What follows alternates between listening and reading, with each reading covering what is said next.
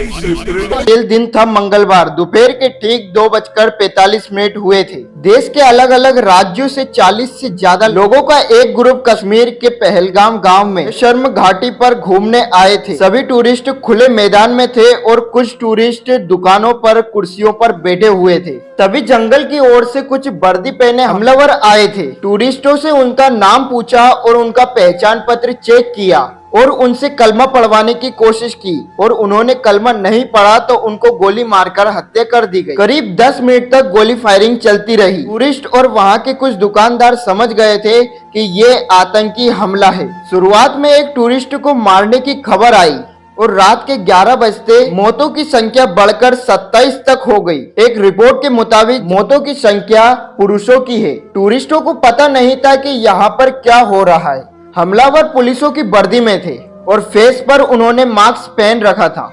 महाराष्ट्र की पुणे की आशावारी जम्मू कश्मीर के पहलगाम में घूमने आई थी। उन्होंने एक मीडिया चैनल को बताया कि हमलावरों ने पुरुषों को निशाना बनाया और खासकर हिंदुओं से कलमा पढ़ाने की कोशिश की और जिन लोगों से कलमा नहीं पढ़ा गया उन्हीं लोगों को गोली मार दी। आशावारी यह बताती है कि मेरे पिताजी को 3 गोली मारकर उनकी हत्या कर दी गई। सवाल ये उठता है साहब कि कश्मीर में हमला होना क्या सिर्फ संयोग है या आतंकियों की सोची समझी साजिश? आइए इस कहानी को हम 2 थ्योरी में समझते हैं। इसके बाद हम इस वीडियो में यह भी जानेंगे कि हमलावरों ने 22 अप्रैल को ही क्यों चुना। फर्स्ट ऑफ ऑल आपको पता है कि अमेरिका के उपराष्ट्रपति भारत आए हैं तो यह आतंकी हमला हुआ है। इसी तरह 20 मार्च 2000 में उस समय के अमेरिका के उपराष्ट्रपति बिल क्लिंटन भारत आए थे तो आतंकवाद जिले छत्तीसपुर गांव में आतंकी हमला कर दिया था। तब हमले में 35 सिख मारे गए थे और कश्मीर में यह पहली बार था कि सिखों को टारगेट बनाया था। तो इसके पीछे की एक छोटी सी कहानी है कि अमेरिका के उपराष्ट्रपति का सिक्योरिटी का एक प्रोटोकॉल होता है। उनके आने से पहले ही 2 ग्लोब मास्टर प्लेन आ गए थे और अमेरिका की एजेंसियों ने डेरा जमा लिया था। इसके बाद भी हमलावरों ने कश्मीर पर हमला करके यह संदेश देने की कोशिश की है कि हम कभी भी कुछ भी कर सकते हैं और हमलावरों को यह भी लगा कि अमेरिका के सामने इंडिया की छवि खराब हो जाएगी। अब सेकेंड थ्योरी का तार पीएम मोदी से जुड़ा हुआ है। दरअसल पीएम मोदी सऊदी अरब गए हुए थे और इसके साथ ही आतंकी यह संदेश देना चाहते हैं कि अभी कश्मीर का मुद्दा मरा नहीं है।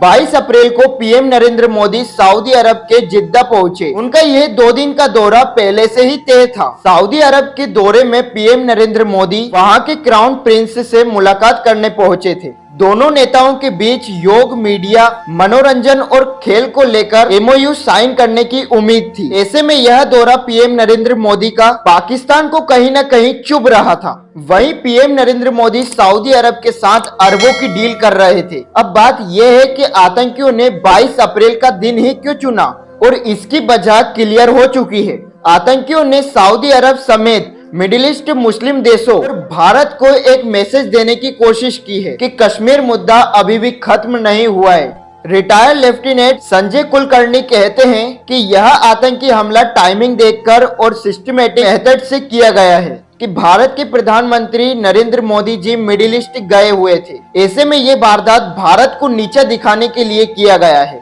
अब दोस्तों सवाल ये उठता है कि पहलगाम गांव को ही आतंकियों ने क्यों चुना?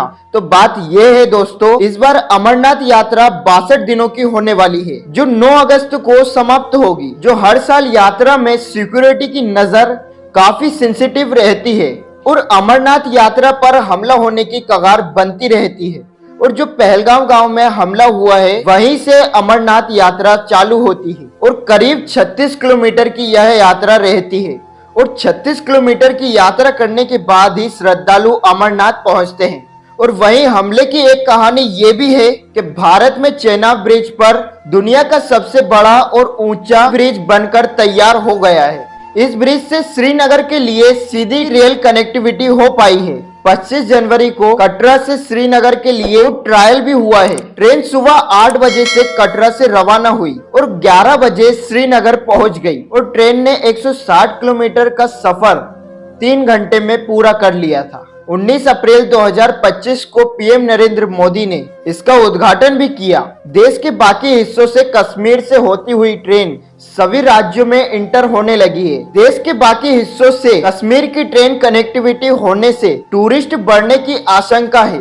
तो आतंकियों का एजेंडा बड़ा है। इसके पीछे एक बड़ा साइकिल चेन है कश्मीर में टूरिस्टों को रोकने का। और अभी जो सिंधु जल के ऊपर सवाल उठ रहा है उसके लिए भी हम वीडियो बना रहे हैं। तो वीडियो को देखने के लिए अभी मेरे चैनल को सब्सक्राइब कर लीजिए और बेल आइकन दबा दीजिए, जिससे आने वाली वीडियो की नोटिफिकेशन आपके पास पहुंच जाए।